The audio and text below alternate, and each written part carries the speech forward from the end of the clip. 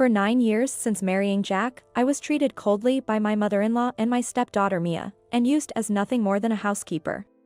The only thing that sustained me was the gratitude and gentle care from my father-in-law, whom I was taking care of. However, as soon as my father-in-law passed away after a long battle with illness, they both said, "You're no longer needed. Get out of here. I already have someone new, so there's no point in crying and sulking about it," Jack said, shoving the divorce papers in front of me. I understood. "I'll leave after the completion of your father's funeral preparations." I felt a shuddering anger at the way I was treated, but I swallowed it. Then, on the morning of the funeral, I left my in-laws' house. But starting the very next day, I began receiving frantic calls from Jack and my mother-in-law. My name is Hope, 33 years old. I am a homemaker living with my husband Jack, who is a doctor and 12 years older than me, his parents, and his daughter Mia from his previous marriage, making us a family of 5. Before getting married, I worked as an occupational therapist, helping people who had disabilities due to illness or injury. However, when I married Jack, he said, "I know you find your current job fulfilling, but I want you to stay home for Mia's sake." Although it was my first marriage, it was Jack's second, and he was raising Mia, his daughter from his previous marriage. Due to his demanding job as a doctor, he couldn't fully take on the role of a single father, so he lived with his parents. When I divorced my ex-wife, Mia was only 5. My parents and I did our best to shower her with love. But I think she still felt the loneliness of not having a mother. Jack confided this to me, keeping Mia in mind, and then asked me for a favor. "It may be hard to rely on you because we're getting married, but I want to give Mia a home where her mother welcomes her with a welcome home." Is that too much to ask? Although Jack was worried as he brought this up, I readily agreed without hesitation. The reason of my acceptance of Jack's requests was related with my childhood sad memories. My father fell ill and became severely disabled when I was in upper elementary school. As a result, my mother was always busy caring for him and his parents, my grandparents. There was no time for me, even though I was an only daughter. Of course, I never blamed my mother for this. But the truth is, there were many times when I couldn't help but cry because I had to handle all the preparations for field trips and shopping for school trips by myself. Thinking of Mia, whom I had met several times before the wedding, I agreed to Jack's request without hesitation. So, when we got married, I started living with Jack's family. My in-laws, who lived with us, included my father-in-law, a retired doctor, and my mother-in-law, who was a homemaker like me. They told me to handle all the housework that had been done by a housekeeper until then. Of course, I didn't mind doing housework as a homemaker. However, my mother-in-law constantly looked down on me, saying things like, "You're such a dull wife." I didn't like the previous one either. But at least she was well-educated and good-looking.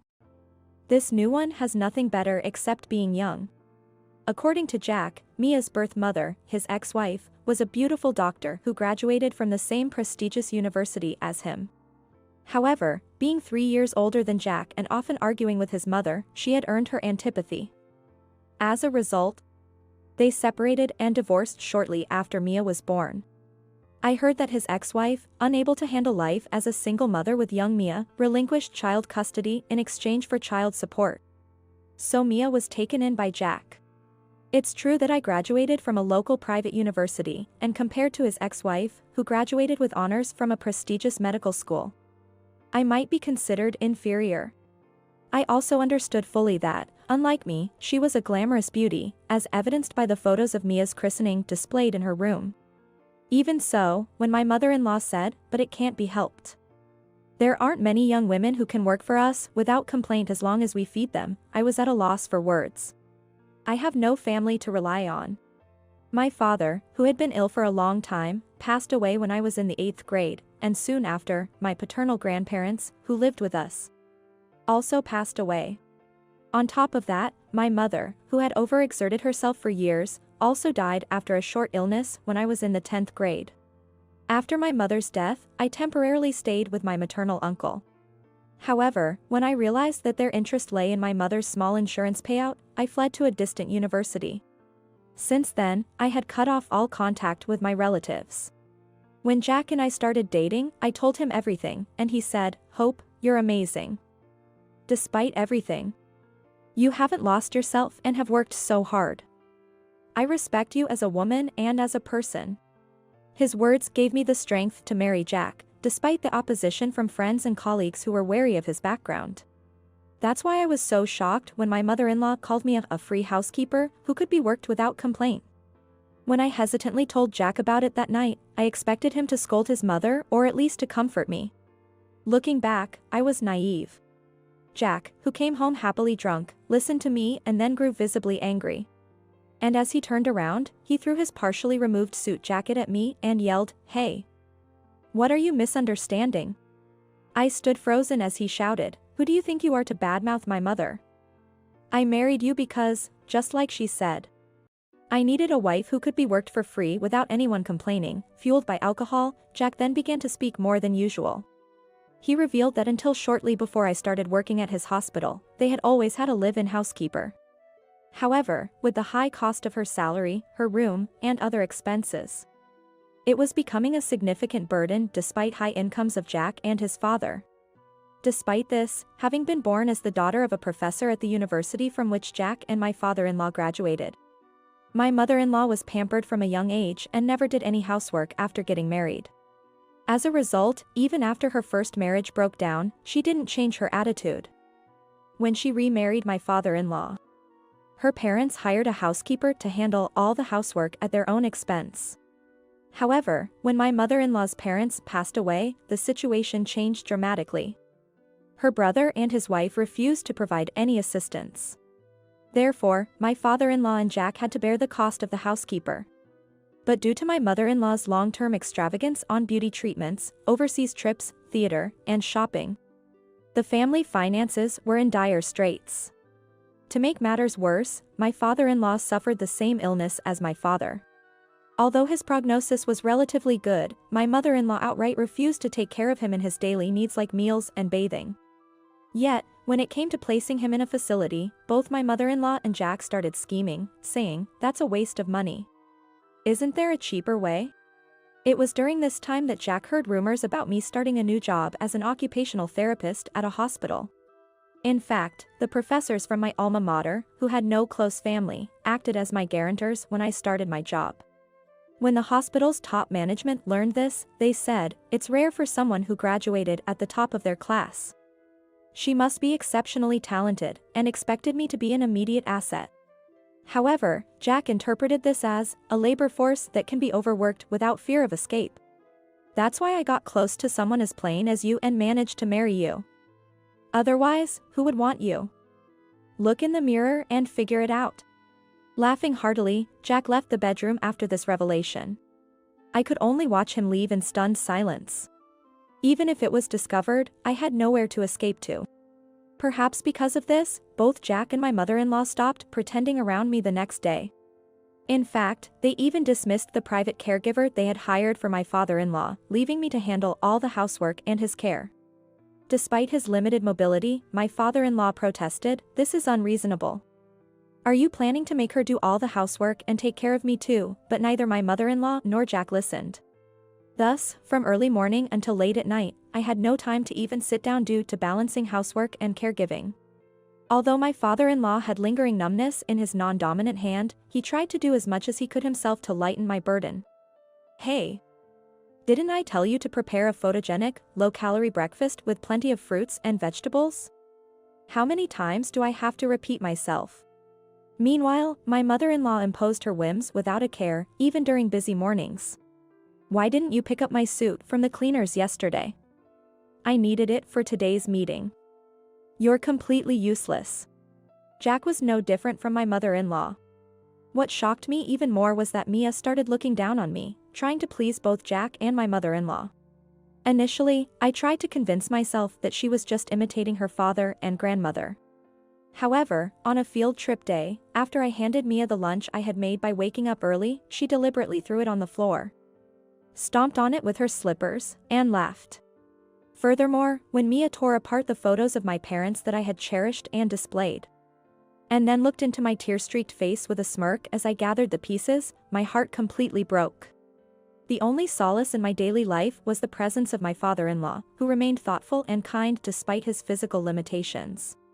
During my 9 years of marriage, the only peaceful moments I had were when my father-in-law's health was stable, and we could go to the nearby botanical garden to admire the colorful, blooming seasonal flowers together. So when my father-in-law recently fell ill from a minor cold, which quickly deteriorated, leading to his passing, my sense of loss was indescribable. However, as I wept beside his coffin, my mother-in-law said, "You're useless now. Get out of this house." She sneered at me. Jack added, "I already have someone new, so there's no point in crying and sulking about it," while shoving a signed divorce paper in front of me. I felt a wave of anger at the thought that these people couldn't even mourn the passing of someone who was their husband and father. However, arguing would not honor my father-in-law. Understood. I will leave once the preparations for your father's funeral are complete. On the morning of my father-in-law's funeral, after praying at the altar, I left my in-laws' house. But from the next day onwards, Jack and my mother-in-law began bombarding my phone with incessant calls and messages. At first, I ignored them, but the sheer volume of calls and messages day and night became overwhelming. Just as I was reaching my limit, I received the long-awaited notification that the preparations were complete, so I decided to answer the next call. The call came from my mother-in-law, who immediately hurled insults at me. "You thief! How did you seduce your father-in-law?" Such abuse was expected, so it didn't bother me. Noticing that I had answered the phone, Jack snatched the phone from his mother and began shouting at me just as loudly. "Hey, Hope. What's this about you inheriting Dad's entire estate by yourself?" What a pair they were. I calmly replied, "I can't have a reasonable discussion with people who are combative. If you can calm down, we can discuss the inheritance." At which my mother-in-law and Jack, who had been shouting alternately, fell silent. They probably realized that if they angered me and the discussion failed, it would be counterproductive. After a brief pause, my mother-in-law, now speaking in a much more pleasant tone, agreed. And I told her we would meet at the lawyer's office the next day. Then, I hung up the phone. And so, the next day arrived. I was surprised to find my mother-in-law, Jack, and even Mia showing up at the designated office much earlier than the scheduled time. I thought it was a conversation that shouldn't be heard by a child, but my lawyer, James, quickly assessed my concern and said, "At 17. Some people are already out in the workforce. It's part of an adult's duty to make them face their own situation," which helped me make up my mind. Thus, the discussion began. As expected, my mother-in-law started shouting at me with hostility right from the start.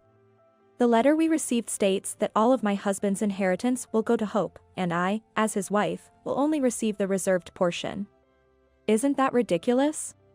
Jack shouted just as fiercely. Exactly. Hope isn't even my father's child, just my wife.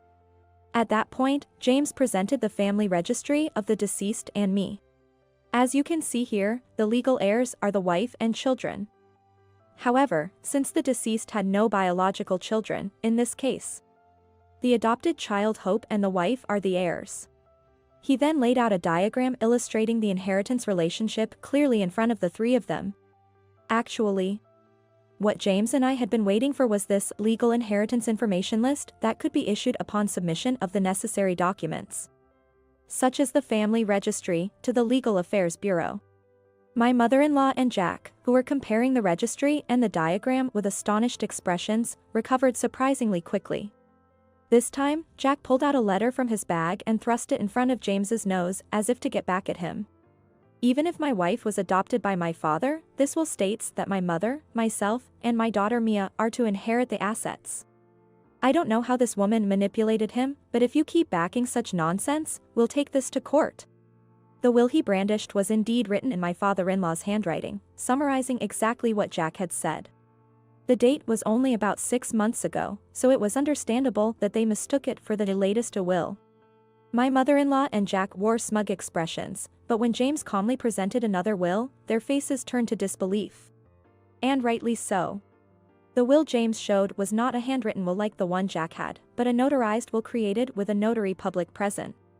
Even if Jack and his mother claimed it was forged or altered, the chances of that being accepted were extremely low. Moreover, the date was just 1 month before my father-in-law's death, clearly indicating it was created after the will presented by Jack.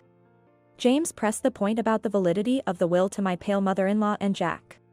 Jack, you are your mother's stepson. Since you were not adopted by the deceased when he remarried, you have no legal right to inherit. Similarly, Mia is your wife's child from her previous marriage, making her legally unrelated as well. James's straightforward explanation left the two looking not just pale but almost sickly, while Mia, sensing the tense atmosphere, seemed restless. As James mentioned, Jack is the child from my mother-in-law's previous marriage, not my deceased father-in-law's biological son.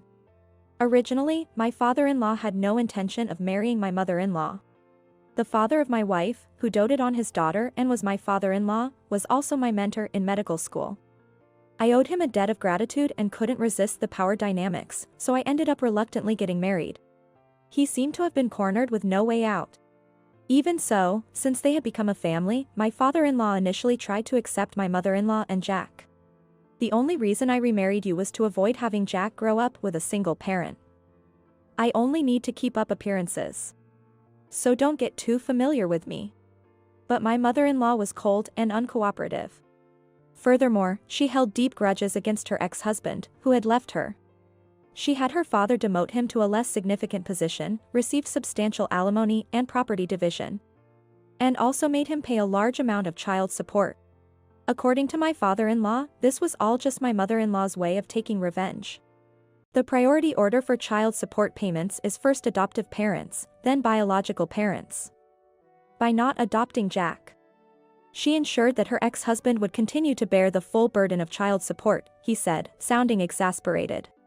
As a result, Jack's biological father had to pay high child support until he graduated from medical school, unable to remarry and eventually passing away in despair. Meanwhile, despite claiming it was just for appearances, my mother-in-law enjoyed all the benefits of being a wife without fulfilling any duties, indulging in luxury with my father-in-law's money. When my father-in-law tried to admonish her, she would retort, "What? Are you saying you want to end up like my ex-husband?" And the household remained completely cold. Jack grew up just like his mother, and during his marriage to his first wife, their relationship was marred by his infidelity and extravagance. Moreover, when they eventually divorced, it was Jack who opposed his ex-wife taking Mia and refused to give up custody. He did whatever he pleased but couldn't stand being in a position of being discarded. He flaunted the influence of my wife's father, a professor emeritus, to pressure his wife. My father-in-law, seeing this, advised Jack's ex-wife to temporarily give up custody and proceed with the divorce. Although paying child support might be difficult, as long as that continues, you won't lose all contact with Mia. She might come to understand her mother's feelings as she grows up, he had hoped. But my father-in-law's wishes were not fulfilled, and Mia turned out to be as selfish as her father and grandmother.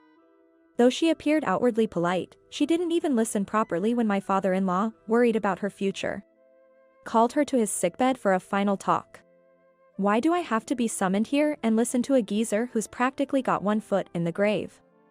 This is so boring.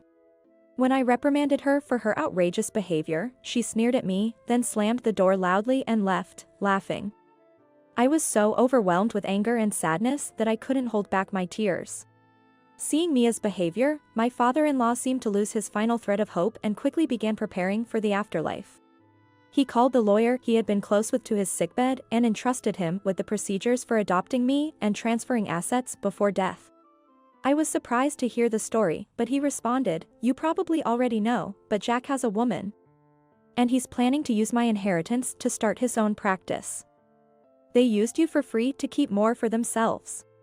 I want to teach those people a lesson." With an intense yet calm smile, I had no choice but to nod. And now, James declared that my father-in-law had made significant donations to a foundation contributing to medical advancements. So the total inheritance was less than 1/5 of what they imagined, and my mother-in-law's legal reserved portion was no more than $50,000. Upon hearing this, the two of them went half mad, but it was all the result of their own actions. Jack then turned to me and pleaded, "Hope. You're a kind woman, you'll help me and Mom, right?" But I stood up without a second thought.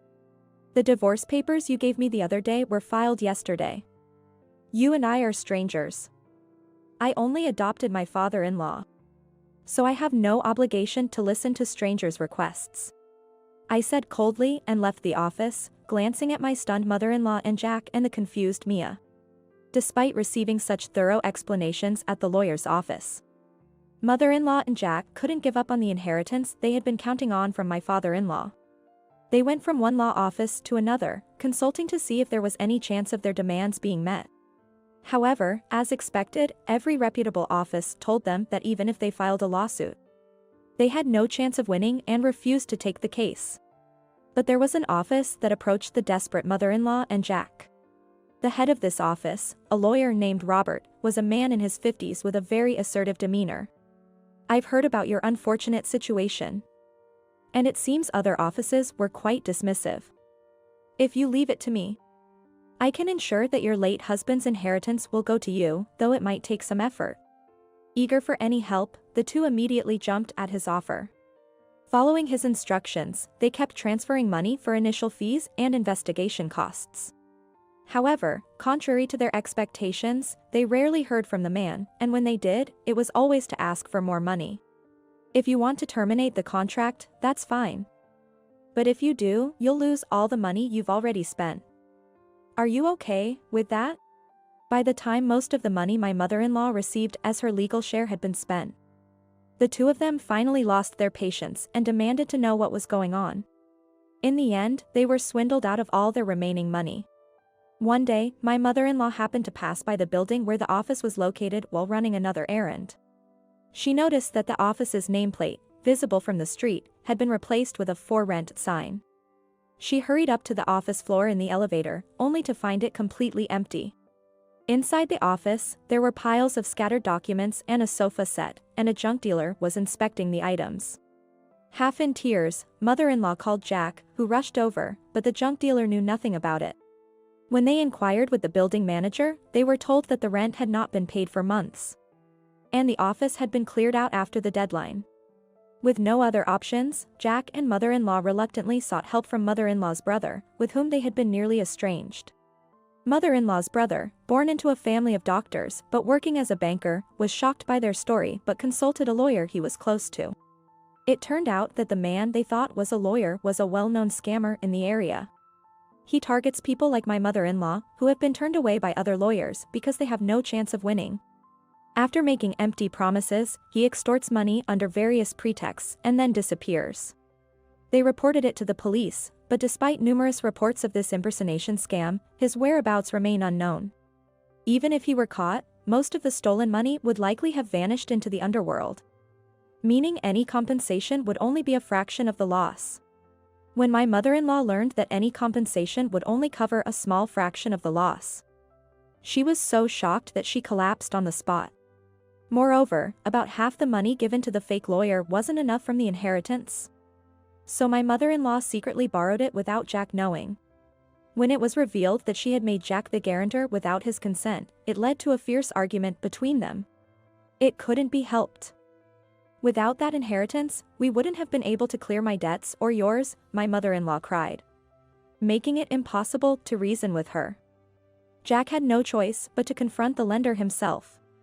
However, the lender turned out to be a shady operator, and Jack's claims that his guarantee was invalid because he hadn't authorized it were brushed aside. "If you claim it was unauthorized, why don't you sue your mother for document forgery?